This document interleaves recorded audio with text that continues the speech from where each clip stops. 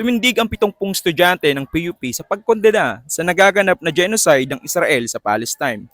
Sa ginanap na General Assembly ng mga estudyante sa pinangungunahan ng mga student organizations, tinalakay ang patuloy na pambobomba sa pagpaslang ng Israel sa mga inosenteng Palestino sa kanilang bayan.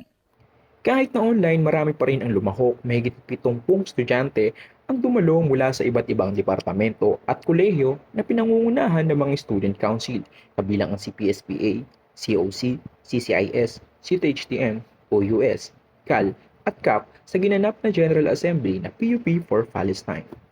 Sa naganap na pagpupulong ng mga iskolar ng bayan, nariyan ang pagbubuo nila ng mga komite na kung saan para bigyang tuon ang kanilang mga gagawing aktibidad para sa mga susunod nilang hakbang. Kaya naman, narito tayo ngayon sa PUP Main Campus upang alamin ang kanilang mga opinyon at pagtingin sa patuloy na pambobomba ng Israel sa Palestine.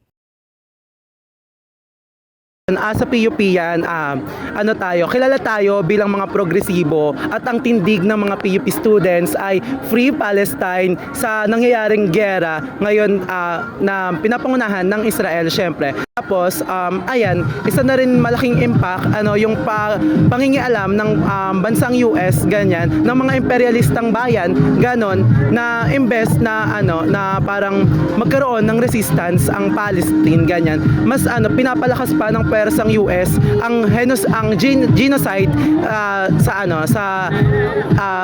between Israel and Palestine. Siyempre po, maaari nating simulan siya sa mas pag-aaral pa po ng lipunan at mas pag-aaral pa ng issue ng pinapatampok ngayon, di ba? At pwede rin gumawa tayo ng mga aksyon na mismong direktang makakatulong doon sa mga tao na naapektuhan ng gera doon sa Gaza. Free Palestine!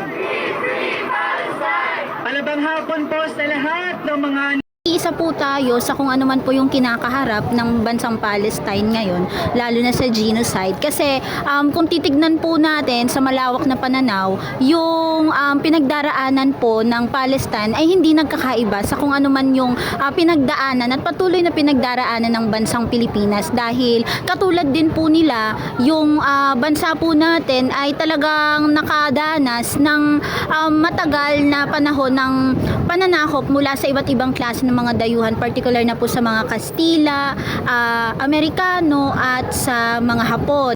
Dahil hanggat meron pong mga presensya ng mga dayuhan na imperialistang bayan sa ating mga teritoryo, given example na rin po yung sa West Philippine Sea, ay talagang hindi pa rin po natin makakamit ang tunay na kalayaan. Parehas lang po sa kung ano man po yung kinakaharap ng bansang Palestine ngayon. Malaking gampanin at hamon para sa mga iskolar ng bayan ang makisangkot sa mga ganitong issue ng lipunan. Dahil bilang isang estudyante, marami rin silang ginagawang schoolworks sa kanilang mga programa. Sa kanilang pagbubuo ng mga ganitong organisasyon patungkol sa kalagayan ng Palestine, isa rin itong malaking tulong sa mga susunod na henerasyon at baka ito na rin isa sa mga hakbang na gagawin ng mga institusyon at paaralan para magkaroon ng kamultan ang mga Pilipino.